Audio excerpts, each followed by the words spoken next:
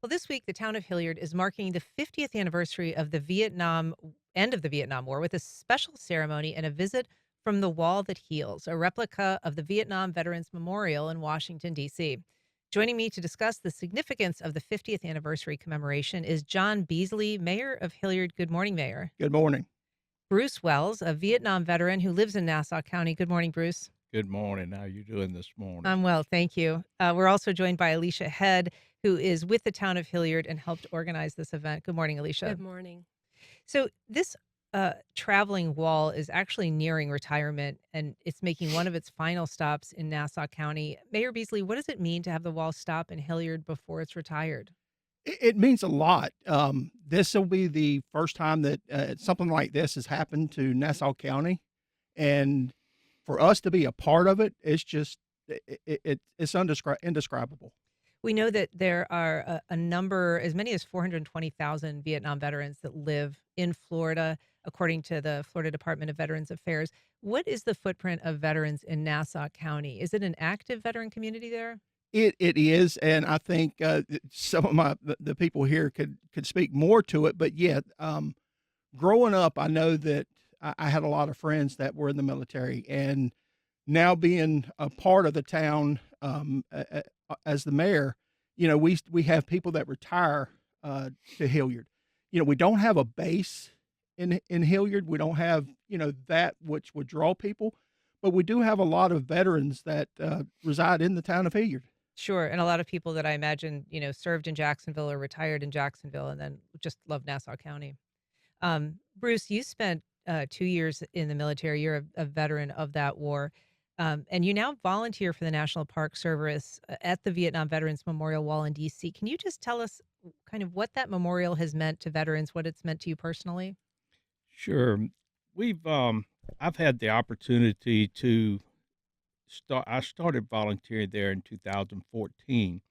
Um and when a veteran comes to face his past, it is special to him, and to be there to witness that, to be able to find a name that of a friend that they lost and make a rub of that name and just bring that name back to life for that person is special. Um, the way that the Vietnam veterans were treated when they came home was not pretty. And I've heard so many stories, but I've heard one story that had a positive and a negative outcome. One young man had come home from Vietnam, and his desire was to just find a steak dinner. So he gets off an airplane. He goes into the airport, goes out of the airport with his uniform on, looking for a restaurant, walking down the street, and someone spit in his face. And then a young lady was told that story, and it made her mad. And her name was Alice Kratz. Alice Kratz was a 13-year-old girl that her grandfather told her that story. And when Alice was 13, she began to raise some money for a group of Vietnam veterans in Kalamazoo, Michigan, to help them get a honor flight to Washington, D.C. to spend the day at the memorials and visit the Vietnam Memorial. It was June the 18th, 2022. I happened to be there the day that that group of 82 Vietnam vets came, and each one of them had a guardian with them, and also Alice Kratz was with them. Alice came because in 1 year, Alice Kratz raised $140,000 and paid for that group to come to Washington, D.C. And there you have the negative part, now the positive part. What a what a great story this young lady has. What a great future she has, and the heart she has is just unbelievable. And I was privileged to be there that day when she came. Do you feel that this wall, this memorial in DC, has helped heal some of that wound, that rift that Vietnam veterans felt upon their return? I can tell you what it's meant to me personally. Um, I've been married for 53 years, and I was married to this woman whenever I was in Vietnam. And to be honest with you, that woman should have kicked me to the curb within the first 5 years of our marriage because I wasn't very nice when I come home. But my wife has always supported me. She had faith in me. And when I told her what I wanted to do and go up and be a part of that wall and volunteering, she didn't bat an eye. She supported me on it. And because of these stories that I hear and get to live, they have helped me heal, and it's made our life together a wonderful life. Just absolutely, uh, I'd marry this girl again. That's that's a wonderful story. Alicia, this is something that you really took on to try to bring this wall to Nassau County. Do you have a personal connection of some kind? What was it that animated your desire to bring it to your hometown? Well, yeah, my grandfather, James Blunt Sr., he actually was a Vietnam veteran, and he has never taken that first step in healing. He's never done that. He's never been to the wall. He's never been to a traveling wall. So this meant something personally to me. And I was about third grade when my uncle took me to see the wall for the first time. And he explained to a third grader what Vietnam was. And I remember seeing that wall, and it looked like it was 50 foot tall, and it went on for miles, and it was massive. And I knew how heavy it was. So it's full circle for me to be able to be a part of it and bring some healing to Nassau County. And do you think he's going to come to this memorial wall when it comes to town? I hope so. But he hasn't decided? He's up in the air still. What is the reluctance, if I can ask? There's so much that he hasn't spoke of about it, and that silence tells me a lot more. Mhm. So there's still a lot. He lives with Vietnam every day. What are you hearing from the community that this is coming? And as we say, it's very close to the retirement of this wall, which has been traveling the country. It's actually been here. WJCT Mhm. hosted it a few years ago at Metro Park when it was in town. But it's nearing the end of its touring life. Yeah, so it's actually been in Fernandina Beach about 20 years ago. It was here in Jacksonville. The wall's being decommissioned, is what we're being told, and it will be set up permanently in Melbourne.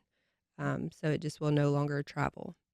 And I know that the DC Memorial, one of the big um, features there, as you noted, is kind of being able to record the name of someone by using some chalk or charcoal against the name. Is that something that can be done on this traveling wall as well, or does it not have that same surface?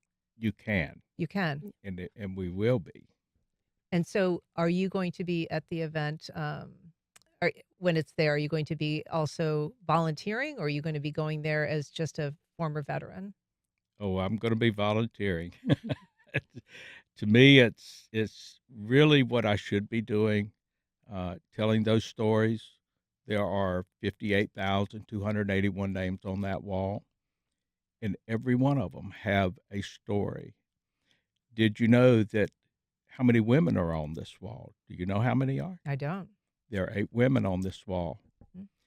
They were all nurses, and they played a big part of the survival of those that were in Vietnam that were wounded. Sure. Just it's uncanny to know what these nurses did for the men there.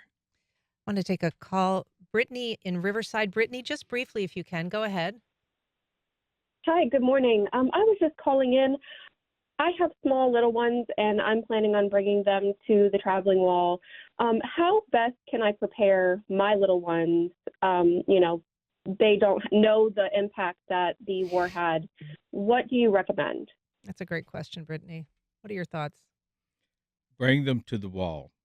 We are going to be hosting field trips from schools. I love talking to the children, our young people. Understand our young people. I was a young person at one time. I was 20 years old when I went there. I was just a kid when I came home. And they're not far from being that same age. And I will tell you, I have a lot of faith in our youth today. The youth of today, I've seen at the wall, and they will come and they will ask questions. And I put my faith in them because if we don't have faith in them, our country's gone. They will step up and do whatever is necessary to keep this country safe. I promise you. I've known a lot of young men over the years that I have actually dealt with that have been in the service and did their part, and they're still doing it today. Well, thank you for your service. Thanks for your volunteer work, Bruce. Alicia Head, Mayor John Beasley. The event is in town from April 17th to the 21st. There's a number of events. Is there a website people can get more information, Alicia? Yes, they can go to Town of Hilliard, Vietnam Voices, or you can go to Facebook. There's an event, Vietnam's Voices as well. We have something every day going on, and the wall's not open to the public every single day. We will open it to the public on Saturday morning, and it'll be open 24 hours a day until it leaves on Monday. All right. Well, thank you all so much for coming in today. I really appreciate it. All right, thank you. Thank you.